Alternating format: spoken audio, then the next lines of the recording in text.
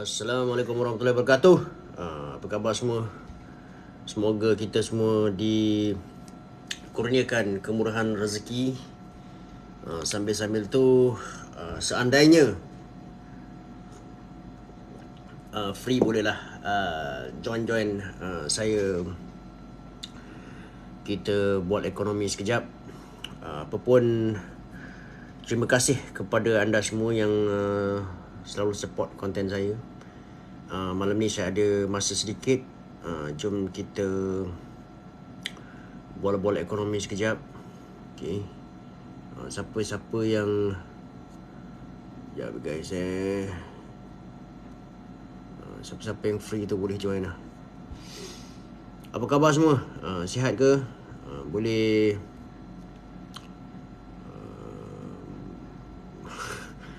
Bang, boleh explain tak kenapa geng-geng yang beli gold ni akan tercedok jika Fed naikkan interest rate? Sekejap guys, sekejap. Nanti saya akan komen pasal tu. Salam bang. Waalaikumsalam. Moga sentiasa dirahmati Allah. Terima kasih. Semoga kita semua dirahmati Allah dan juga kita semua dimurahkan rezeki. Okay guys, okay, kejap explain bang, nenek saya nak dengar. Nenek saya nak dengar. Kejap guys. Okay, sebelum tu bantu tap screen sikit guys. Nanti kita topik pertama, nanti saya akan explain pasal tu. Untuk sesi malam ni, bantu saya untuk tap screen dulu. Kalau sudi share-sharekan saya punya live ni. Jom kita berbual ekonomi sekejap. Nanti saya akan jawab pasal yang gold tu. Dan daripada data terbaru US ni kan guys, daripada data terbaru US ni, kadar inflasi terbaru, korang dah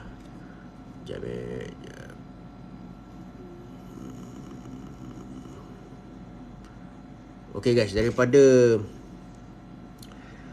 data terbaru US iaitu dia dah riliskan dia punya inflation rate. Inflation rate tu tak banyak beza. Inflation rate tu tak banyak beza guys. Inflation rate tu cuma jatuh kepada 6% sahaja. Nanti aku akan cerita dengan korang apakah implikasi dia. Okay. Sebelum tu first saya nak jawab soalan tadi. Siapa yang tanya tadi tu? X over VYX.7. Kenapa nama awak macam tu lah?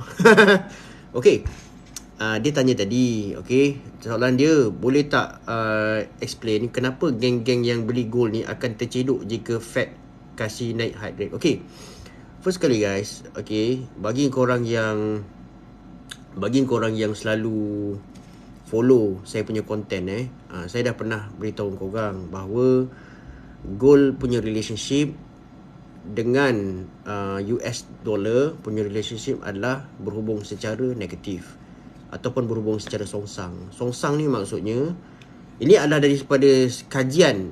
This is based on research guys. Bukan saya cakap ni. This is based on correlation test, based on research. Kalau US dollar naik, gold akan jatuh. Dan kalau US dollar jatuh, gold akan naik. This is based on research. Kalau korang tak percaya apa saya cakap ni, bolehlah pergi tengok, bolehlah pergi Google, buat research korang sendiri. Dan korang boleh tengok lah. Okay. Oh, itu plate kereta. Okay, tak apa. Okay, dia ada inverse relationship. Okay, jadi kalaulah contohlah US Fed naikkan interest rate diorang, apa kesannya guys? Bila Fed naikkan interest rate diorang, US dollar akan mengukuh.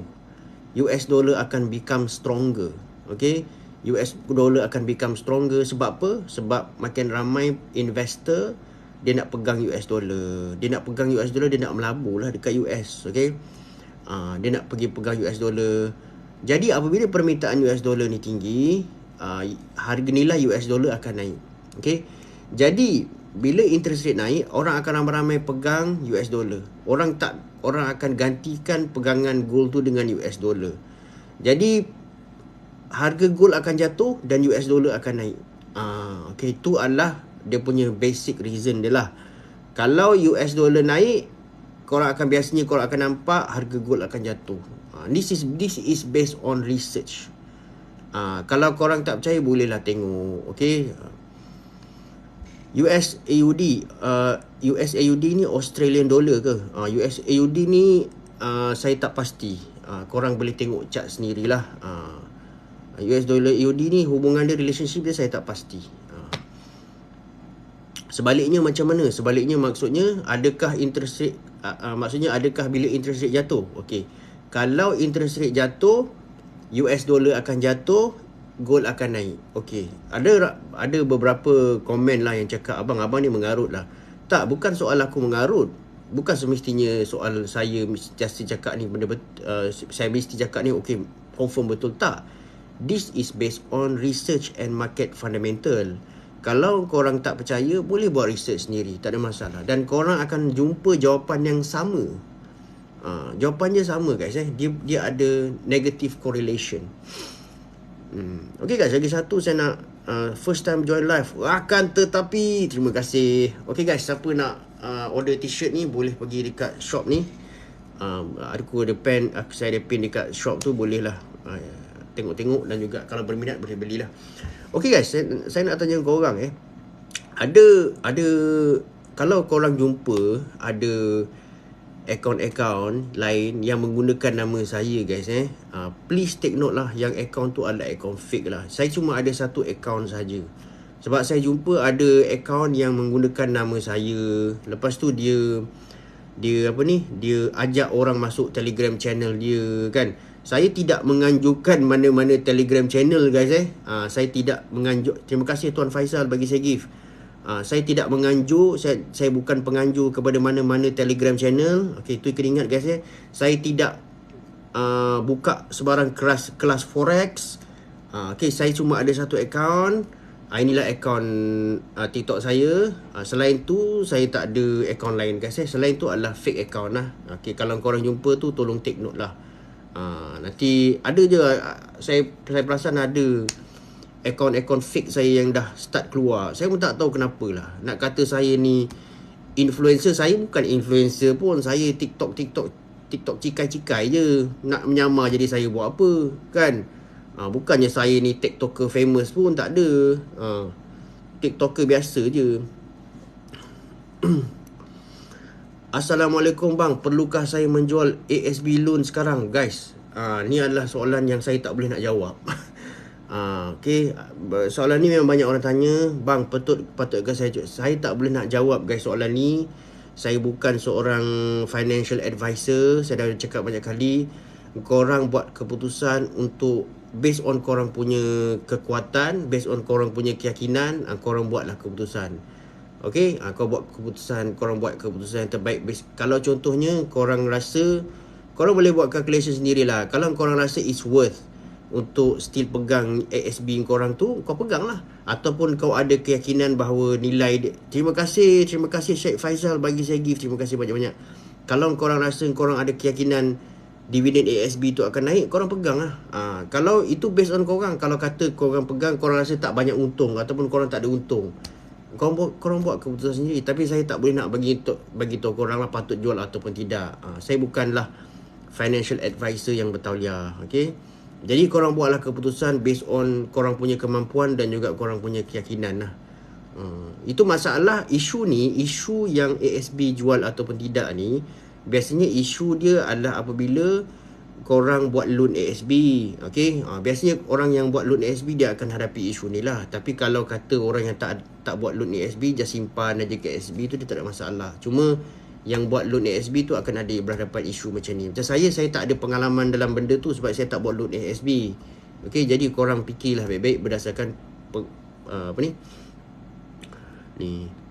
Right, apa lagi soalan? Sapura drop tuan.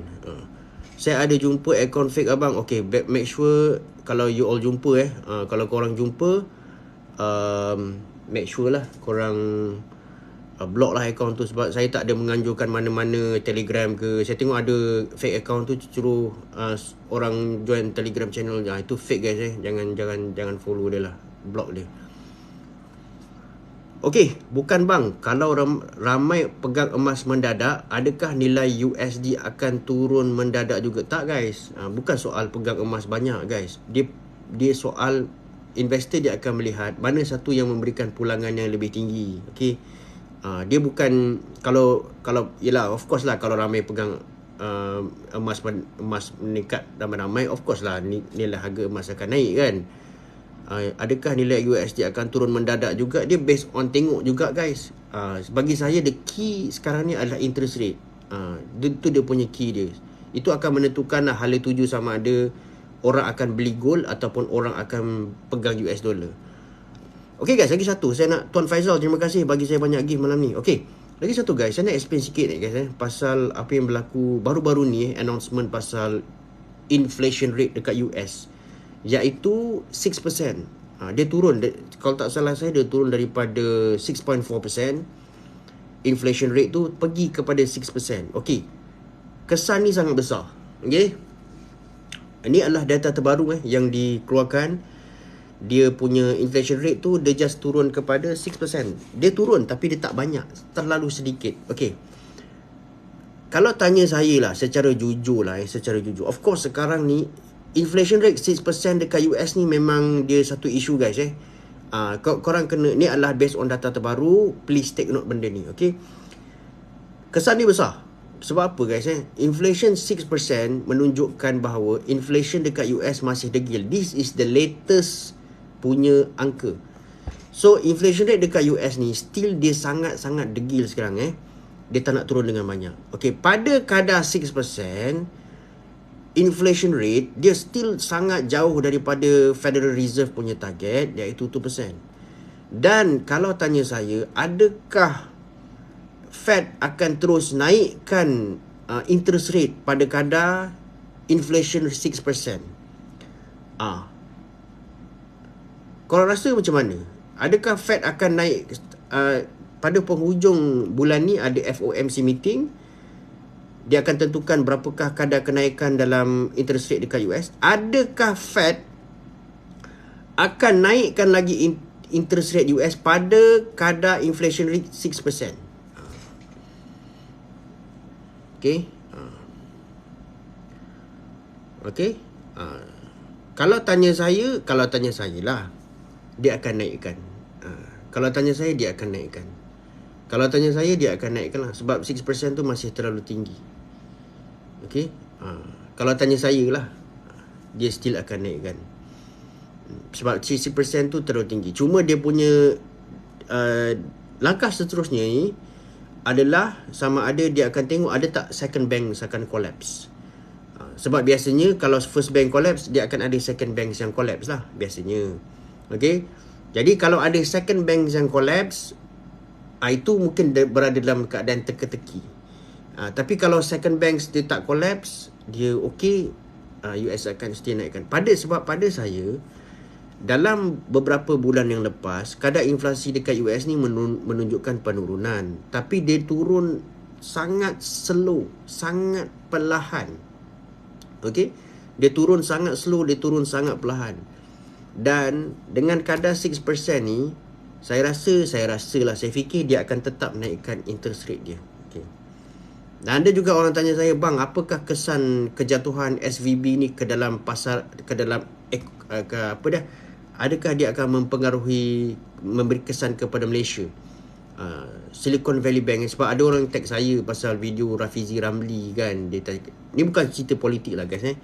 Ni cerita ekonomi. Tapi kita komen sikit lah. Ada orang tanya saya, bang, Silicon Valley Bank ni ada tak kesan dia kepada ekonomi Malaysia? Okay guys, kalau korang tanya saya soalan tu, kesan ni kita boleh bagi kepada dua. Okay, kesan ni maksudnya, adakah kesan pertama sekali kesan sistem perbankan lah. Kedua, kesan ekonomi. Okay, kalau kita katakan kesan sistem perbankan, adakah SVB collapse ni dia akan memberikan kesan kepada sistem perbankan? Maksud dia, adakah SVB collapse, bank dekat Malaysia ni akan collapse? Itu dia punya point dia. Tapi kalau tanya saya, sistem perbankan dekat Malaysia tak collapse hanya disebabkan SVB collapse. Okay. Tapi kalau kita kata daripada kesan ekonomi, memang ada. Memang akan ada. Okay. Tapi kalau nak kata sistem perbankan Malaysia mungkin ada bank yang collapse, tidaklah. Tapi kalau kesan ekonomi tetap ada. Kalau korang tengok tadi petang, tadilah KLCI index ditutup dengan sangat-sangat teruk guys. Okay. Sebab apa? Ketidakpastian terhadap apakah pengumuman Federal Reserve seterusnya ke atas interest rate US ni menjadi tanda tanya. Ramai orang sekarang ni, para investor sekarang ni berpecah. Ada yang betting US tak naikkan interest rate diorang, ada yang betting US akan naikkan interest rate diorang. Ini dah pecah dua dah kumpulan ni. Lepas tu ada lagi yang menjangkakan macam Nomura, dia cakap US akan turunkan pula interest rate diorang. Jadi dah terpecah tiga dah. Okay. Tapi kalau tanya saya, saya tak tahu, mungkin saya silap. Okay, tapi saya rasa dia akan naikkan interest rate diorang. Dan dalam beberapa hari ni, sementara nak menunggu penghujung bulan Mac ni, kita tengok sama adakah second bank akan collapse. Kalau second bank akan collapse, akan menjadi lebih tanda tanya. Tapi kalau kata tidak ada bank collapse selepas SVB ni, saya rasa dia akan naikkan interest rate. Semoga banyak bad news. Semoga banyak bad news. Bang, baju tak ada size M ke? Oh, tak adalah. Saya punya baju yang paling kecil sekali size L. Okay. Rasa naik bang, ringgit macam ni. Okay, kalaulah US naikkan interest rate diorang, apa akan terjadi pada ringgit? Okay, apa akan terjadi pada ringgit? Apa akan terjadi pada ringgit guys kalau US naikkan interest rate diorang? Size L pun fit. Dari Pharmacist, dari Pharmacist dah beli baju saya, terima kasih. Apa akan terjadi pada ringgit guys kalau kata US naikkan interest rate? Kalau ada bad news US memang Fed susah nak naikkan lah, tak pun akan terkejut terjadi cut Fed. Okay.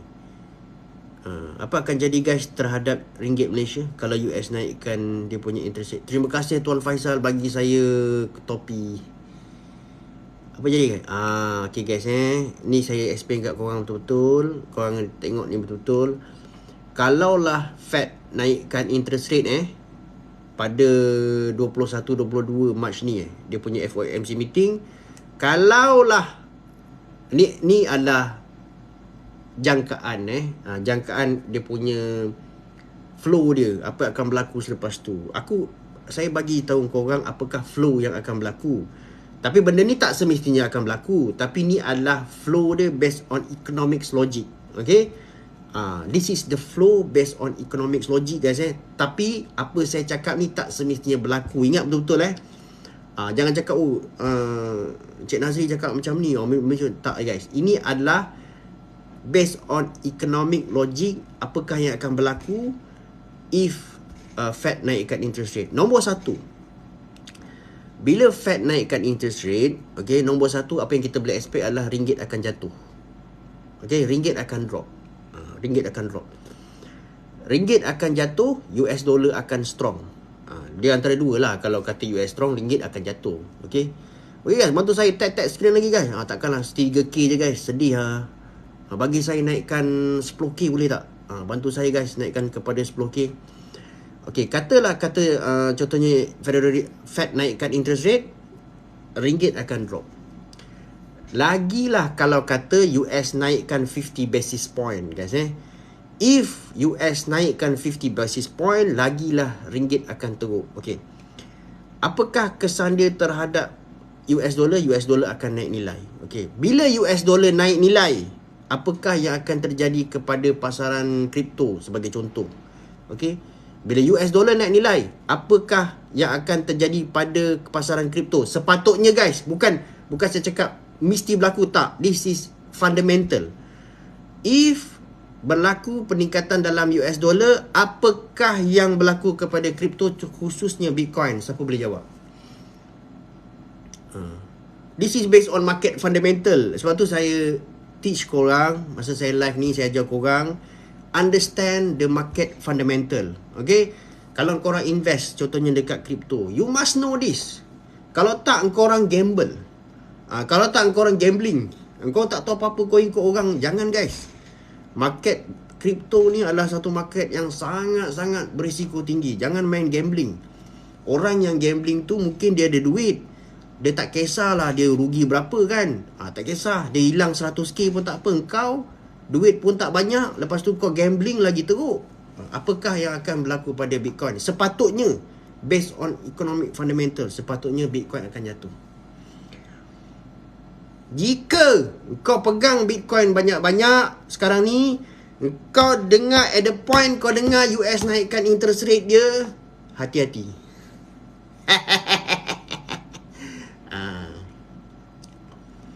Okay, itu saya beritahu you. Okay, saya beritahu you apakah yang akan berlaku if kalau at the point kau pegang Bitcoin banyak-banyak ni,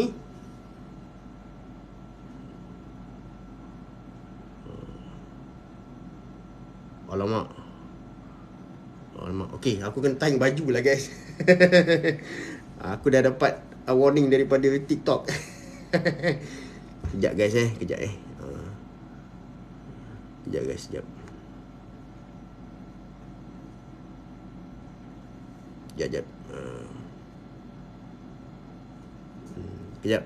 Aku display baju lah. Sebab tadi aku dapat notification daripada TikTok.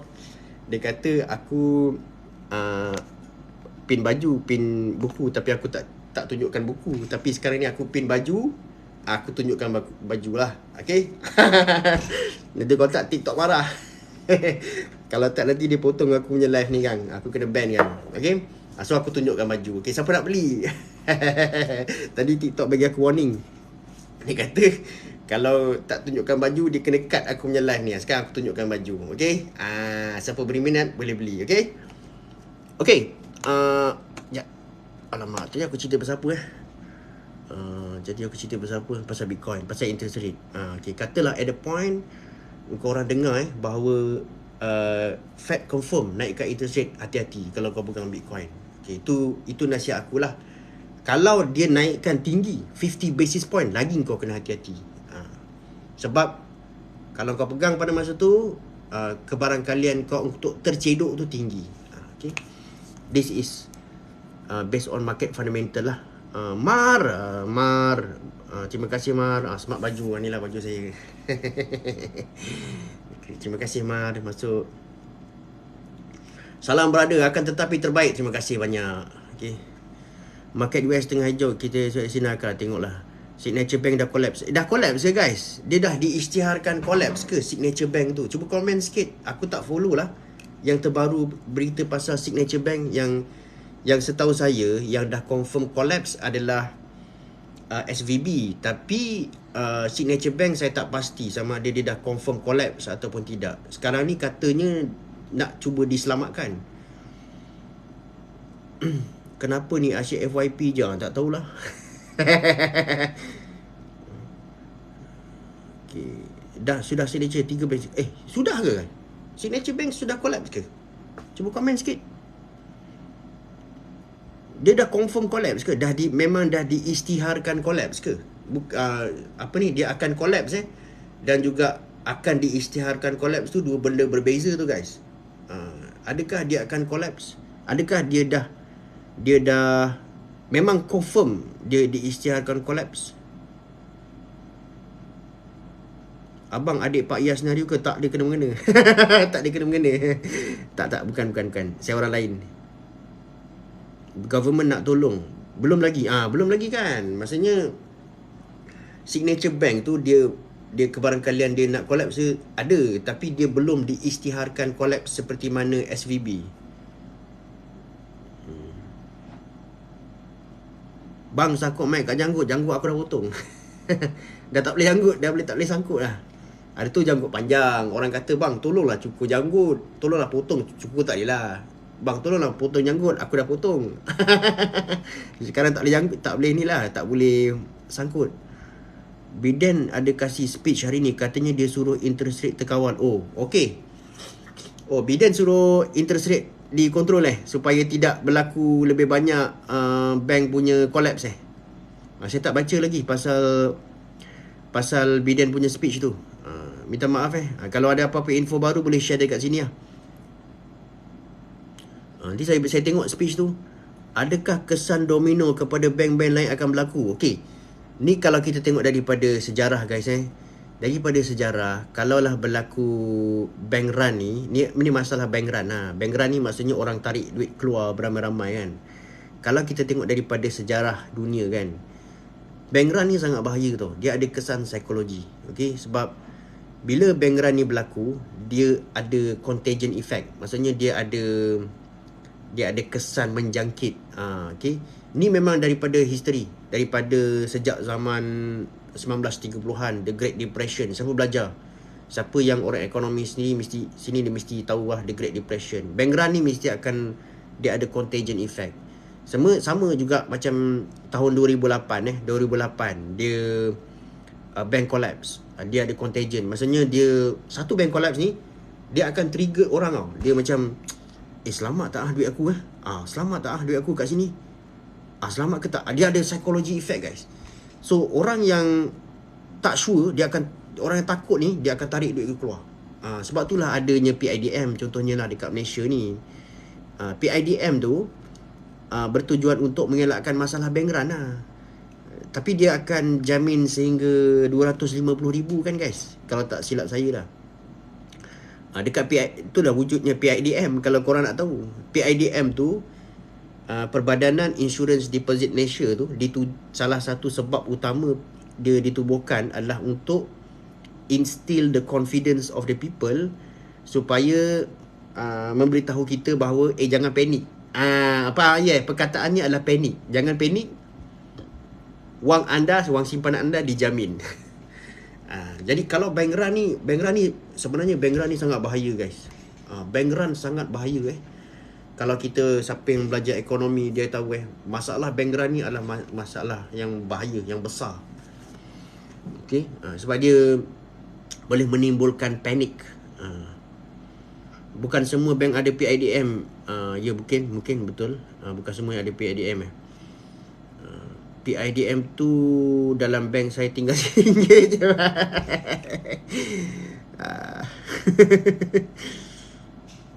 Abang ceritalah kenapa bursa kita berdarah sekarang bang. Okey, sebab guys, kenapa bursa berdarah guys Okey, aku saya share lah sikit lah guys Ni pandangan saya lah. Mungkin pandangan orang lain, tapi ni pandangan saya lah guys Kalau kita, macam saya cakap semalam lah, saya ada buat live semalam, saya ada share bahawa kita punya bursa Malaysia ni dia akan follow pattern dekat Wall Street. Kalau Wall Street ni dia ke laut, bursa akan ke laut lah. Dia mesti akan follow. Dan ada sebab kenapa. Sebabnya ekonomi US sekarang ni tak begitu baik. Banyak ketakstabilan berlaku. Punca kepada ketidakstabilan ni adalah inflation rate tinggi. Bila inflation rate tinggi, bermaksud dia Federal Reserve ataupun dia punya central bank kena naikkan interest rate. Dia naikkan interest rate. Tapi interest rate ni ada kesan sampingan guys. Bukan dia boleh naikkan suka-suka, tak. Dia ada kesan sampingan dia. Sebagai contoh lah bila interest rate naik dalam keadaan yang sangat berleluasa, company tak boleh nak buat pelaburan. Especially contohnya tech sector, technology company dekat US ni habis. Dia tak boleh nak buat investment. Kenapa dia tak boleh nak buat investment? Sebab dia nak pinjam duit dekat bank, interest tinggi.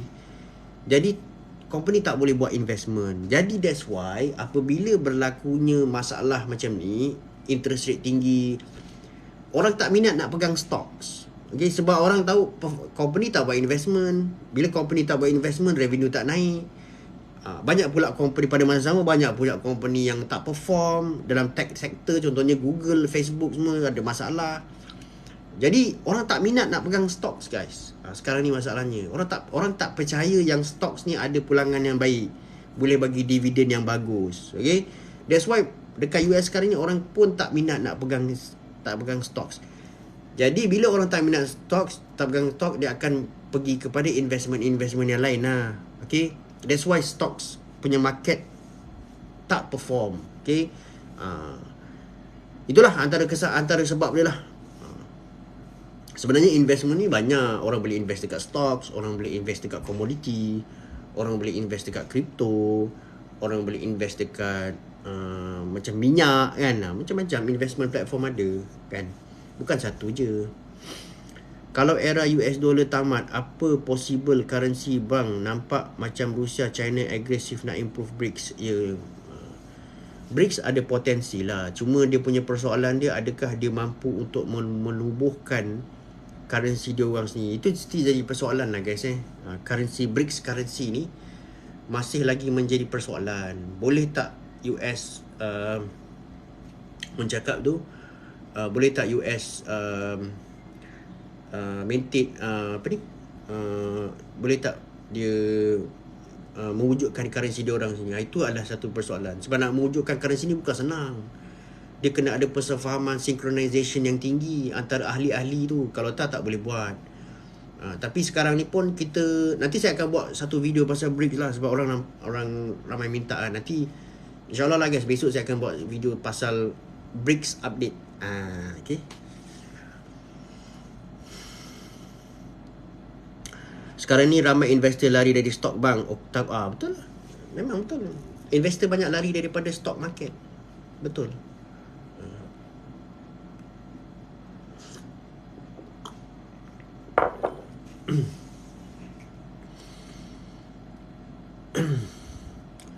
Bang explain pasal pembelian bond. Bond ni dia agak technical guys. Saya tak nak explain sangat pasal bond ni sebab bukan semua orang faham pasal bond.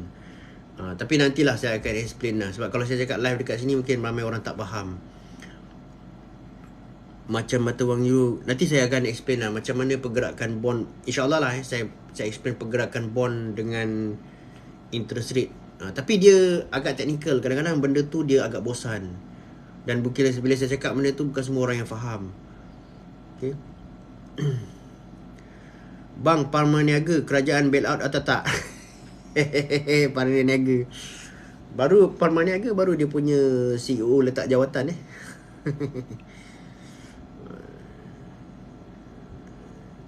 tak boleh nak komen lah guys. Bond terlalu rumit. Ya, bond ni dia nak faham bond ni dia technical sikit. Kalau saya cakap nanti dia akan menimbulkan lebih banyak persoalan. BRICS tu apa abangku? BRICS tu dia adalah gabungan negara yang yang selain daripada US lah. Contohnya macam Brazil, India, China, lagi apa guys? Kan dia bergabung lah satu untuk mewujudkan economic cooperation. Tapi dalam tu tak ada US, tetapi selain daripada US dekat dalam tu. Ahmad Daidel, bang, ya. Faham more political kan. Yelah kan. Rusia, South Africa, yes, terima kasih dari Pharmacist bantu saya. Dia dia menubuhkan satu pakatan lah, bukan pakatan sulit, pakatan band rock untuk topple the hegemony of US dollar. Tapi kita tengoklah nanti perkembangannya. Sebab sekarang ni progress dia tak banyak dalam BRICS tu. Tapi nanti saya akan buat update sikit. CBDC tu apa bang? Okay, CBDC ni adalah Central Bank Digital Currency. Dia adalah satu mata wang yang dijangka bakal akan menggantikan mata wang kita lah yang secara fizikal ni, iaitu mata wang kertas dan juga siling. Dia akan gantikan dalam masa depan lah. Maksudnya dalam masa depan ni kita dah tak ada lagi mata wang siling, mata wang kertas ni dah tak ada. Dia akan bergerak ke arah digital sepenuhnya lah. Dan itu kita panggil sebagai Central Bank Digital Currency. Dia hampir sama macam cryptocurrency, tapi dia tak sama. Dia ada perbezaan dia lain. Maksudnya CBDC ni dikawal oleh bank pusat, tapi kripto ni tidak dikawal oleh bank pusat. Okay. Aida Tone ke M ke bang BRICS? Saya tak pastilah. Saya rasa bukan. KWSP boleh jadi macam Silicon Valley. Okay, ni saya nak jawab soalan ni. KWSP boleh jadi macam Silicon Valley ke kalau penyimpan asyik buat pengeluaran? Yelah. Cakap pasal KWSP ni nanti sensitif pula. Tapi kita kena faham satu lah, iaitu KWSP dia bukan bank. KWSP dia tak sama dalam sistem perbankan. Okey, KWSP dia orang tak boleh suka-suka keluarkan duit daripada situ kan. Jadi dia kalau kata sistem bank collapse, KWSP tak collapse. Okay, sebab KWSP ni dia sangat berbeza. Dia bukan sistem perbankan. Tabungan rakyat, ya betul. Bang, sekarang minyak dekat Venezuela siapa yang conduct? Kenapa dengan minyak yang kat Venezuela tak boleh cover debt? Sebab pengurusan dia buat kesilapan besar. US kalau muflis, apa akan jadi pada dunia? Bila kata US jatuh, akan digantikan oleh kuasa besar dunia lain.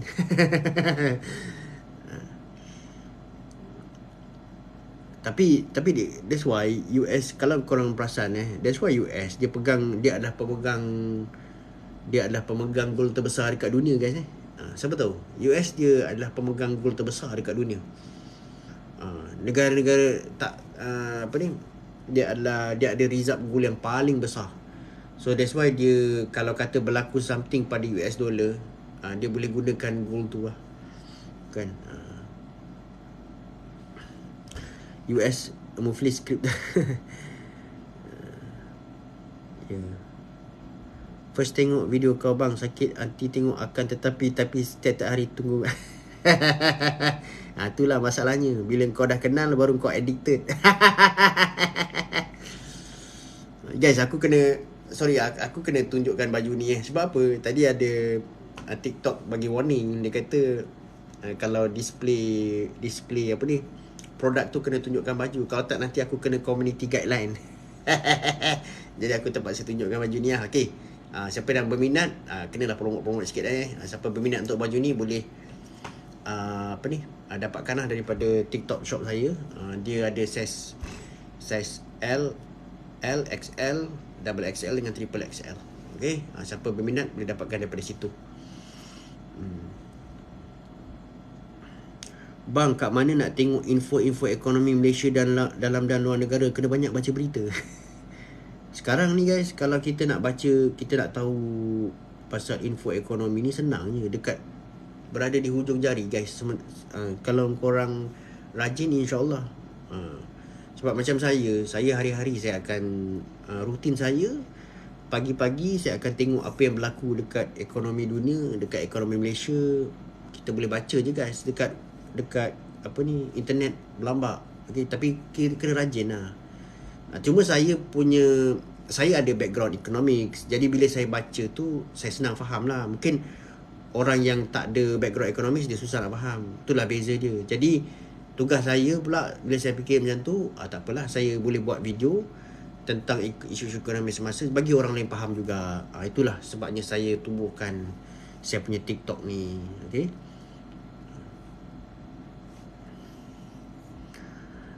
Okay guys, ni saya nak jawab. Muhammad Syafiq bin Suhaimi. Anwar kata kadar gaji yang rendah disebabkan GST belum boleh dilaksanakan. Berapa gaji yang boleh bang? Okay. Again, ini bukan cerita politik. Okay, ini bukan cerita politik. Tetapi sekarang kita nampak lah strategi kerajaan di bawah PMX ni. Ni bukan cerita politik guys. Ni cerita ekonomi. Sebab kadang-kadang orang kadang-kadang orang ada yang berpemikiran tertutup, tak terbuka. Bila kita sebut aja PMX, dia cakap ni mesti penyokong Anwar. Tak boleh lah macam tu kan. Kita kena buka sikit minda kita. Kalau semua benda kita nak politik kan, macam mana kita nak maju kat dunia ni, betul tak? Jadi guys, pada saya sekarang kita nampak lah dia punya at least bila Anwar bercakap macam tu, bila PM cakap macam tu, kita nampak the direction tu macam mana tu guys. Okay, dan kita dapat tahu kenapa sekarang ni kerajaan tak implement GST. Okay, kalau nak tanya saya, tapi ini bermaksud yang kerajaan sekarang ni di bawah PMX dia bersetuju bahawa GST adalah better than SST. Daripada apa yang dicakap tu, maksudnya dia bersetuju lah GST is better than SST. Of course, benda ni tak boleh nak dinafikan. GST is more transparent. GSPT lebih boleh menjana lebih banyak income untuk kerajaan, is undeniable. Cuma isu dia sekarang ni, kalau kata menurut Anwar, bagi negara-negara yang melaksanakan GST ni, dia punya pendapatan rakyat dia dah, threshold dia dah tinggi. Dalam threshold tu berapa saya tak tahu. Berapakah threshold untuk pendapatan rakyat, pendapatan B40 yang sepatutnya ada tu saya tak tahu. Itu pun dia tak sebut. Okay? Tetapi kita tahulah the direction tu macam mana. Jadi pada saya mungkin dia nak perbaiki dulu pendapatan rakyat, dia nak basmi dulu kemiskinan. Maksudnya dia nak kurangkan kadar kemiskinan pada tahap yang dia puas hati, dan kemudian barulah dia akan implement GST. Kalau dia kata sebab dia kata bagi negara-negara yang melaksanakan GST ni, kebanyakan rakyat dia mungkin tak begitu banyak dan tak begitu besar dalam kelompok kemiskinan. Jadi mungkin kerajaan ni nak keluarkan orang daripada kelompok kemiskinan dengan lebih ramai lagi, barulah dia kena uplift dia, rakyat punya income, barulah dia melaksanakan GST. Mengikut apa yang dia cakap tu macam tu lah. Okay, tapi at least kita tahu dia punya direction dia macam mana. Dan mungkin bila kerajaan buat macam tu, mungkin sekarang, tahun depan tak buat lagi. Tapi mungkin tahun ketiga, mungkin dia boleh buat. Tahun ketiga pentadbiran, mungkin dia akan buat. Itu kita tak tahu. Tapi of course benda ni akan memakan masa lah. Tapi dia tak cakap no kepada GST. Mungkin sebelum 5 years ni kita akan nampak GST akan di-introduce semula. Itu keyakinan saya tinggi. Iaitu saya yakin sebelum mencapai 5 tahun kerajaan ni memerintah, dia akan reintroduce GST. Cuma ya betul, isu dia ni adalah janganlah perkenalkan dengan kadar 6%. Pada saya boleh introduce 3% dulu kan. Janganlah terus introduce letak 6%. Kesilapan dalam kerajaan terdahulu mungkin pada masa tu dia letak terlalu tinggi, dia introduce dia letak 6%. Mungkin pada masa tu kadar terlalu tinggi, tapi kalau kata dia letak 3% dulu, pada saya mungkin okey lah.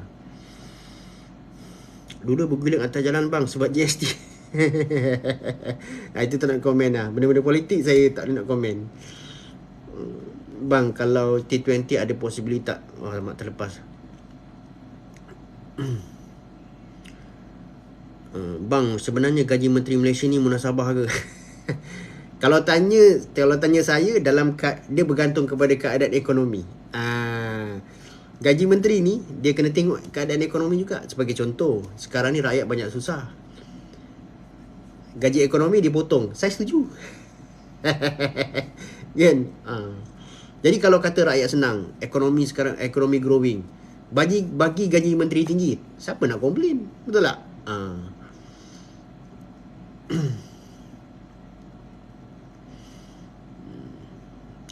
Gaji menteri paling sampah. Janganlah cakap macam tu, tak elok.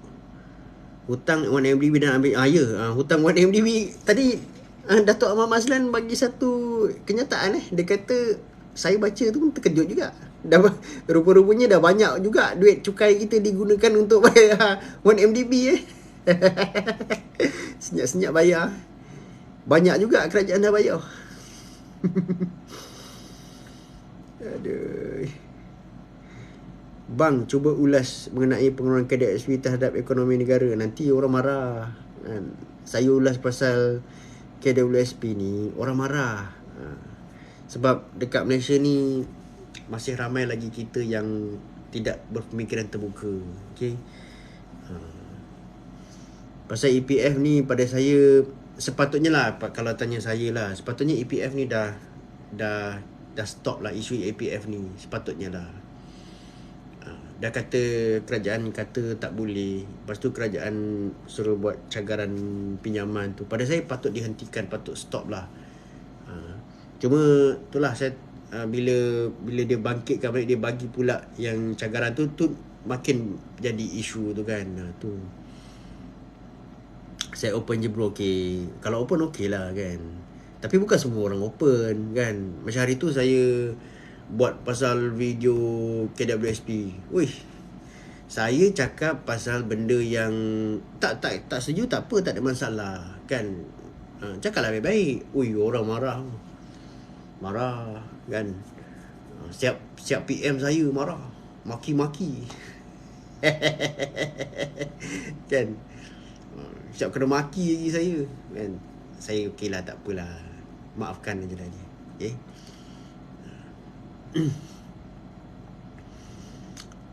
Tak sejuk sangat. Tak apalah, biarlah dia.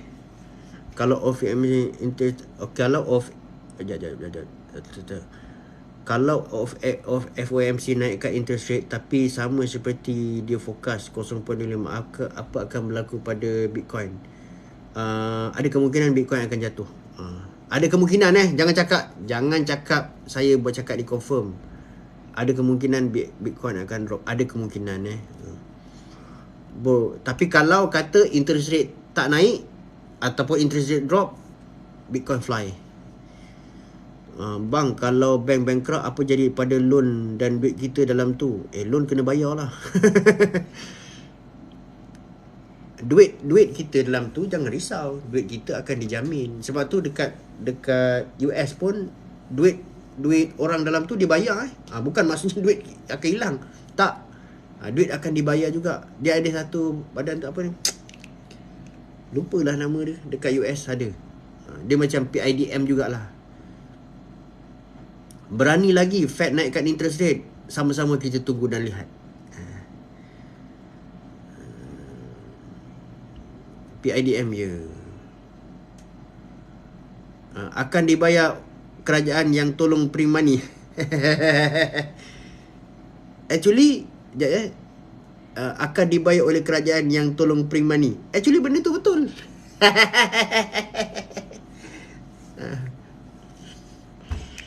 Benda tu nampak macam tak betul. Benda tu betul.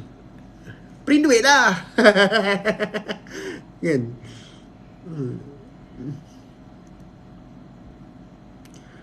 Bom betul gaji kita. Salam bang, ada ke Telegram? Apa benda ni? Sekejap Salam bang, ada join Telegram Eschatology Official Telegram. Saya tahu mesti abang suka topik dia. Tak tahulah. Siapa dia punya penganjur tu, Telegram channel tu? Tak tahu. Saya tak tahu Telegram Eschatology ni. Dia cakap pasal topik apa dalam tu? Betul. Fractional reserve. Fractional reserve saya dah pernah ulas dalam video. Pergi tengok balik. Ada. Bang, betul ke konsep kalau ada ramai orang kaya kena ramai orang miskin? Tak betul. Tapi kalau kata FDIC, betul, FDIC. FDIC sama dengan PIDM. Itulah dia FIDIC. Terima kasih Jebat. Terima kasih Jebat. Bang, betul ke konsep kalau ada ramai orang kaya, ramai orang miskin? Tak. Tapi kemiskinan tu sukar untuk dipupuskan sepenuhnya guys. Macam mana kita kaya sekalipun, kemiskinan tetap akan wujud. Bang, sebab apa France naikkan umur bersara? Komenlah sikit perbelanjaan yang mula. Perbelanjaan yang mula yang terlalu tinggi saya dah pernah buat video.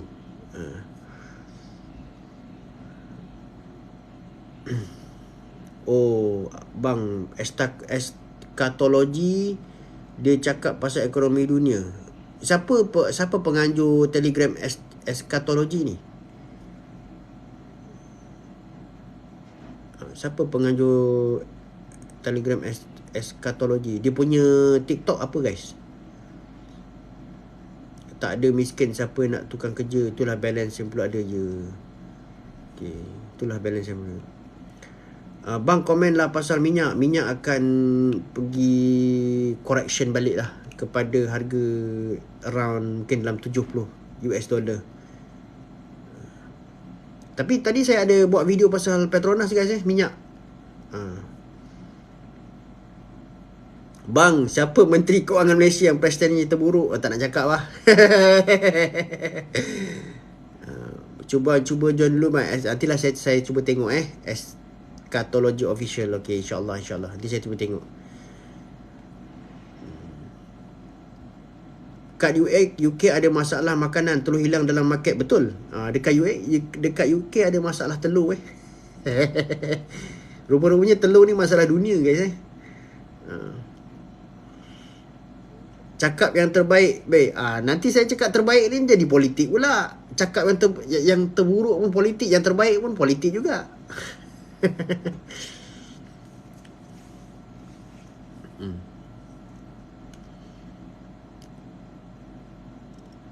Jangan tanya nanti ada panas. Betul, nanti ada yang panas kan. Tu malas tu.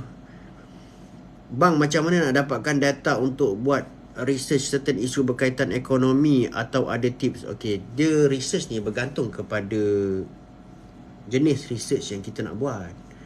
Okey, sebab kita kena tengok lah kita punya research tu apa. Kalau kata contohnya kita buat research tentang isu yang berkaitan dengan makroekonomi, kita boleh refer kepada contohnya macam Jabatan Statistik kan.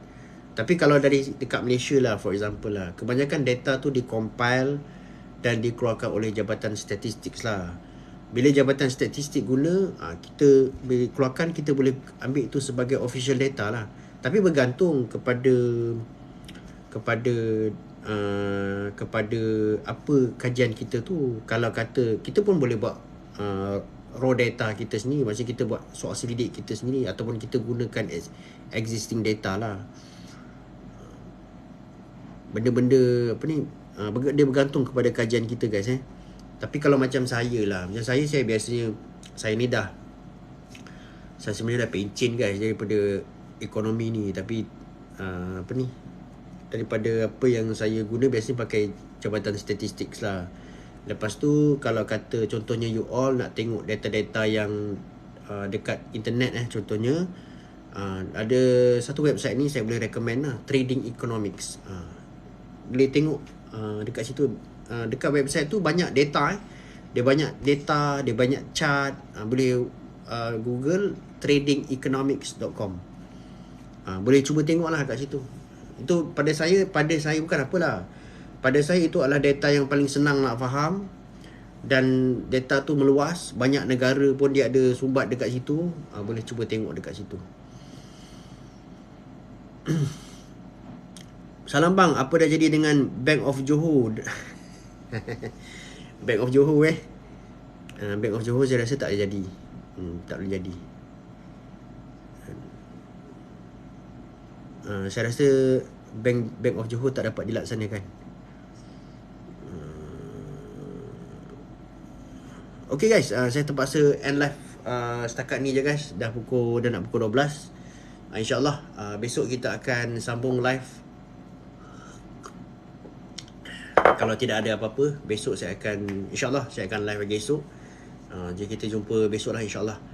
Sementara itu saya nak ucapkan terima kasih siapa yang sudi beli buku saya, sudi beli baju saya. Akan tetapi, dan besok saya akan keluarkan lagi lah beberapa video-video yang menarik dalam perkembangan ekonomi semasa ni, dan juga mengenai inflasi, mengenai benda-benda yang terbaru lah yang kita boleh discusskan dalam ekonomi ni. Saya akan riliskan beberapa video esok.